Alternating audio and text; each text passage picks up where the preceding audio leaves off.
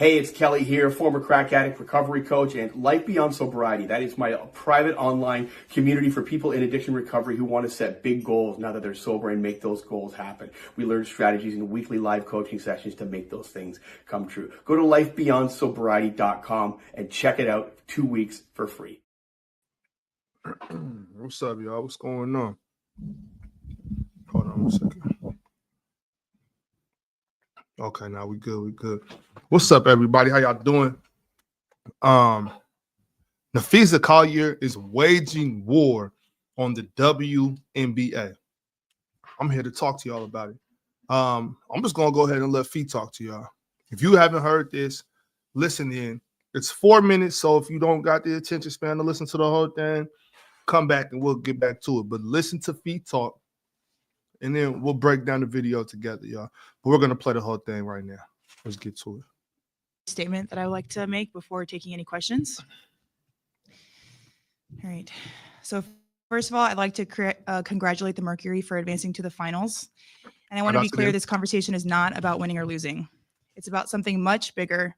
The real threat to our league isn't money. It isn't ratings or even missed calls or even physical. Hey, y'all can hear this, right? Jeremy, let me know. David, if y'all in the chat, let me know. Can y'all hear this? Let me know. I'll press play again. You're tired of it. Let me know if y'all can hear. Yep. Okay, for sure. Press and play. It's the lack of accountability from the league office. Since I've been in the league, you've heard the constant concerns about officiating, and it has now reached levels of inconsistency that plague our sport and undermine the integrity in which it operates. Whether the league cares about the health of the players is one thing, but to also not care about the product we put on the floor is truly self-sabotage. Year after year, the only thing that remains consistent is the lack of accountability from our leaders. Sorry, I had to walk here in my boot. I'm kind of out of breath. The league has a buzzword that they've rolled out as talking points for the CBA as to why they can't pay the players what we're worth. That word is sustainability. But what's truly unsustainable is keeping a good product on the floor while allowing officials to lose control of games. Fans see it every night. Coaches, both winning and losing, point it out every night in pregame and postgame media. Yet leadership just issues fines and looks the other way. They ignore the issues that everyone inside the game is begging to be fixed. That is negligence. At Unrivaled this past February, I sat across from Kathy and asked how she planned to address the officiating issues in our league. This is where it get real juicy, y'all. Y'all make sure y'all listen to this. If you don't know who Kathy is, we're talking about the commissioner of the WNBA. The WNBA commissioner is who she's talking about right now, okay? She's talking straight to Kathy Engelbert.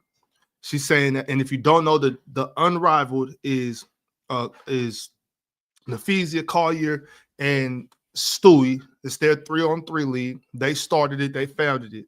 So just in case you've been living under a rock and you don't know what's going on, she's talking directly to the front office, the W. She's talking about the leadership. She's echoing what Coach Cheryl Reeves said just a couple nights ago. Her response was, well, only the losers complain about the refs. I also asked how she planned to fix the fact that players like Caitlin, Angel, and Paige, who are clearly driving massive revenue for the league, are making so little for their first 4 years. Her response was, Caitlin should be grateful she makes $16 million off the court, because without the platform that the WNBA gives her, she wouldn't make anything.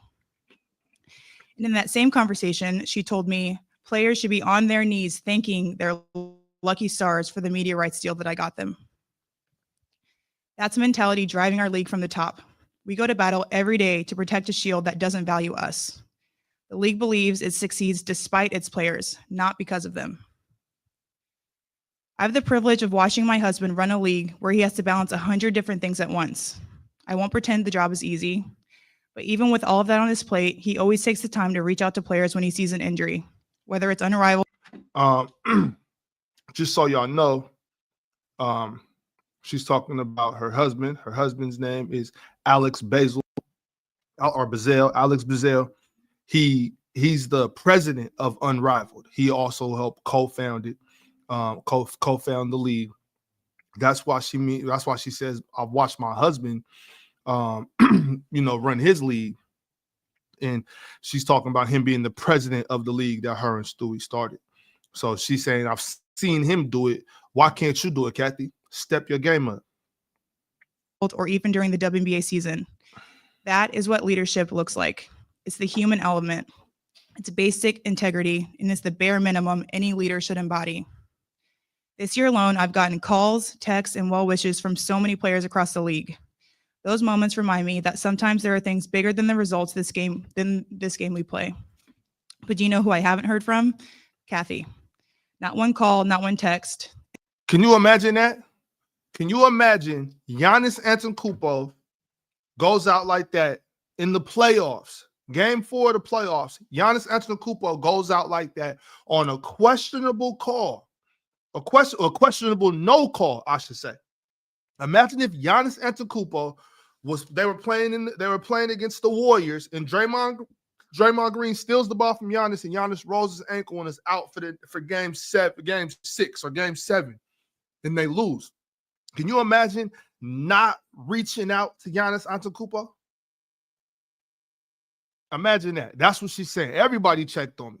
Kathy ain't even shoot me a text message. Come on, Kathy. Instead, the only outreach has come from her number 2 telling my agent that she doesn't believe physical play is contributing to injuries. That is infuriating. And it's the perfect example of the tone-deaf, dismissive approach that our leaders always seem to take. I've finally grown tired. For too long, I have tried to have these conversations in private, but it's clear there is no intention of accepting there's a problem. The league has made it clear it isn't about innovation. It isn't about collaboration. It's about control and power. I've earned this platform and I've paid the price to get here. And now I have a responsibility to speak on behalf of the fans and everyone in this league that deserves better. Our leadership's answer to being held accountable is to suppress everyone's voices by handing out fines. I'm not concerned about a fine. I'm not concerned about a fine. My money up. That's what she's saying to Kathy. Fine me. Fine me. I'm going to pay what you're charging. Y'all got to remember, Nafisa is the vice president of the Players Association. So, you know. I'm concerned about the future of our sport. At some point, everyone deserves to hear the truth from someone who I hope has earned the benefit of the doubt to fight for what is right and fair for our athletes and our fans.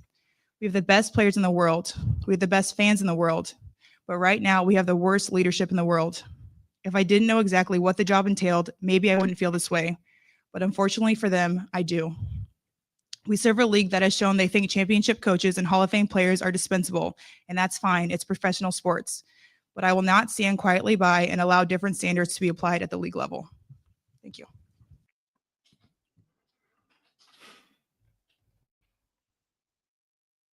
Well, oh shit, my bad. Okay, we back. Hey, Phee laid it all out there. This, as far as I'm concerned, this means war. It sounds like to me, Nafisa Collier is declaring war on the leadership of the WNBA. And she's basically saying, get right, or I'll take over from here. You know what I mean? Get out the way. Let's talk about Unrivaled for a second. Let's talk about Unrivaled. We all know Unrivaled is the 3-on-3 league that Nafisa Collier and Breanna Stewart started. They started this as an alternative from having to go overseas, and the WNBA had made new rules about playing overseas and coming back on time and all that type of stuff, right? So Nafisa and Breanna took it upon themselves to make a 3-on-3 league that's supposed to supplement the WNBA income. What we didn't foresee is that the Unrivaled pays an average of $220,000 to their players, while the WNBA, a much bigger league, is paying an average of $120,000. That's a whole $100,000 difference in a 3-on-3 league. That was just one season old. They had 6 teams last year. They had 8 teams this year. They just went through a second round of funding. They're now evaluated at $340 million, when last year they were valued at $35 million. See, what Phee is doing, what y'all got to see, is playing chess. This is not checkers. This is no longer a game of checkers. This is Nafisa Collier going to war. They use that. What they say. The saying is, don't go to war unless you got your money right. Right? They say, how can you go to war if you ain't no threat? Those rules don't apply to Nafisa Collier. You heard what she said. I'm not afraid of a fine. She got it. What she did was this is what we call a power move. A power move. When you're not just talking shit, when you can make things happen. Nafisa Collier and Breonna Stewart took it upon themselves. They put their heads together and they said, you know what we're going to do? We'll start this own league to help us. They embraced their sisters, if you will, of the league and said, we got y'all. Come over here, play in the because it's a winter spring as opposed to the spring summer of the WNBA. They're getting these getting their we'll use the term sisters right now, you know, their colleagues, if you will, getting them paid outside of the WNBA. They're paying them more than Kathy and everybody else over here in the WNBA is paying them. Boom, that's the first play right there. You're getting better. The higher ups, they're taking care of us. They actually care about the talent. They care about the product. Her husband is the president. Let me talk to you about who is the commissioner of Unrivaled. If you don't know, Mickey Lawler is the president, has been the president. She became the president of the Women's Tennis Association, the WTA, in 2015. She served with them for 11 years, okay?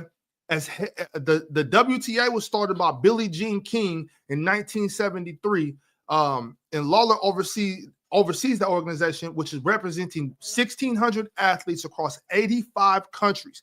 They host 50 annual events and 4 Grand Slams. Lawler is credited with expanding the Women's Tennis Association tour in China and Asia more broadly. She began her career at the Men's Tennis Council in 1988, and she joined the global sports agency Octagon and became the first female tennis agent. Under her leadership, the WTA collaborated with Netflix to create the tennis docuseries Breaking Point, and she's basically credited with bringing in way like she took the WTA from here up here. She was getting them great deals as far as endorsements, partnerships, sponsorships. She's credited with making the WTA more valuable, bringing more money in. So you can see her having that effect on Unrivaled already. Okay, that's Lawler. So y'all do a little research on her, check her out, and y'all see what I'm talking about. Okay. So let me see right here. I'm on the Unrivaled, the website, looking up some more information about Mickey Lawler, her accomplishments with the WTA as well. It says here that she broke records across sponsorship, media, and international investments just in the WTA. So imagine what she's going to continue to do with Unrivaled, right? That's what I'm trying to get across. They have leadership that is trying to get their players paid, and Mickey Lawler, and then you have a president in Alex Bazell who is going to make sure that everybody else is taken care of. Everybody's getting love. You know what I mean? So that's pretty much what her and Stewie did. They established an alternative, continued to fulfill their obligations in the WNBA, played hard. You've seen how Stewie went out fighting. Nafisa went out fighting. So it's not like they didn't give their all to the WNBA. You know what I'm saying? They played the game fair. There was nothing dirty. There's nothing dirty about this. Nafisa Collier didn't start the Unrivaled League and then say, you know what? Damn the WNBA. We're not doing that shit no more. No, she came back and gave her all. Breonna Stewart came back and gave her all. You know what I mean? They did. This is stand-up business. They gave it their all, continued to push the brand of the WNBA, But when the WNBA proves time and time again how little they care about their players. I told you already, I've had an issue with this season and last season, the way that they allowed the women to treat Caitlin and Angel as well. And I just felt like that was it was distasteful, to say the least. And then the reffing, it's just inconsistent. You know, I call it WNBA. I say it's the most talented basketball league in the world. I also call it the Black Air Force League. It's a lot. It's super physical. It's the WNBA. It's a crash out, basically. It's that nigga that you just not sure about. You know what I'm saying? That you always keep an eye on. You know he right here. You just never know. So you just kind of watch. You know what I'm saying? The WNBA gives you that feeling. When I'm watching WNBA games, I'm like, man, this look like a league for Draymond Green. You know what I mean? It's that type of league. So I think what we're witnessing right here is Napheesa Collier waging war on the WNBA and letting them know, get Kathy out. I think Kathy's on her way out. See, Jeremy, let me look that up. I haven't seen that, but maybe we can get that in real time. Central refill. Let me see if we can get that in real time. As a matter of fact, give me 1 second. Oh, it's the Vic.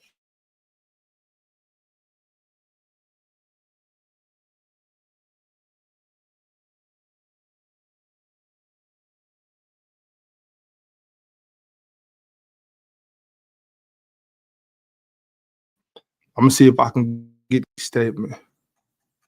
Women basketball doesn't matter. They belong in the. Oh, wow. It's a hell of a thing for you to say.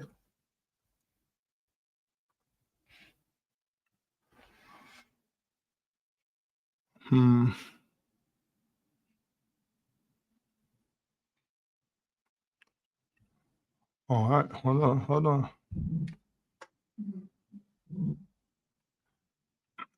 Okay, y'all. I found it. Let me read it real quick. Okay. It says, I have the utmost respect for Napheesa Collier and for all the players in the WNBA. Together, we have all worked tirelessly to transform this league. My focus remains on ensuring a bright future for the players in the WNBA, including collaborating on how we continue to elevate the game. I am disheartened by how Napheesa characterized our conversations and league leadership. But even when our perspectives differ, my commitment to the players and to this work will not waver. Oh, no.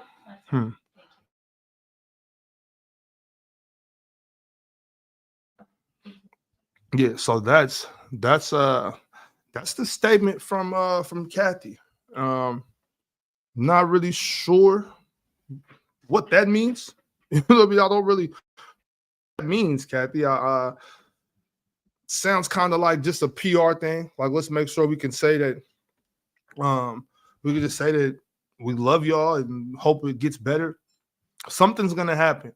We're already headed to what looked like could be a lockout. I think Napheesa Collier speaking on this will definitely prompt a lot more players to speak on this. I think we're looking at civil unrest in the WNBA. I think that's where we're headed. You can you see Becky Hammond, you see Stephanie White, you see Cheryl Reeves, you see them speaking up against the refereeing. Now Napheesa Collier comes with a hell of a statement. I mean, like I said, this is what you do, Phee. And I know we have people saying, well, why didn't she do this earlier? She's only doing this because she lost. It doesn't matter if it's true. You know what I mean? If it's true, it doesn't matter. I don't care. I don't care when you speak the truth, as long as you speak the truth. You know what I'm saying? Tell the truth. If you told the truth yesterday, today, or tomorrow, just tell the truth. If you're lying and you're only lying because you got beat, that's a problem. If you're telling the truth, even if your motive for telling the truth is because you got beat, it's still the truth. You know what I'm saying? So I don't care if she's only saying it because she hurt her ankle and Alyssa Thomas wrote it. Because I mean, if Kathy told her these things that she said in her statement a long time ago, a lot of people will wonder, well, Phee, why didn't you say that last summer? Well, like I said, Phee is playing chess. Phee is playing chess. You can't go to war with the WNBA and the NBA unless you got a big gun to fight with. He got a big gun to fight with. So now I think she can to better the WNBA. I mean, this is for the better, the future of the WNBA. I don't think Phee wants to bring the WNBA down as much as she wants to have some change. You know what I'm saying? So I hope we're all in support of this. I'm in support of her as long as she's speaking facts and telling the truth. We'll see what happens, y'all. I'm proud of Phee. I'm happy for her for telling what she believes is the truth, and you know, having the back of all the other girls or young ladies or women in the WNBA that might not have the same voice as she has. She says that she got the platform. She's going to use it. Shout out to her. I hope she keeps on doing that. I hope more players and more coaches, you know, come and speak up with no fear. And if, you know, that's just what it's got to be. Because if Kathy said those things, I just think that's egregious. I think that's egregious out of Kathy. I think she needs to be better. And I think they need to look out for each other and protect each other in the W. I like this. This is a great league. The best talent in the world as far as basketball goes. This is the most talented league in the world as far as basketball goes. And I would hate to see it go this way when it has everything going this way forward as far as talent goes, personalities, you know, women looking out for each other like Fee's doing right now. You got great coaches. We just got to fix this refereeing thing. So shout out to Nafisa Collier. I just came up here to talk to y'all about that, rap with y'all about that for a quick minute. I'll be back tonight to celebrate Game 5 win. When the Aces, when we go ahead and announce or go ahead and just celebrate us going back to the championship. So I'll see y'all in maybe 8 hours. We'll call it 8 hours. I'll see y'all in about 8 hours. So we can celebrate the Aces going back to the championship. Aces in 5. Peace. Check y'all out later, man.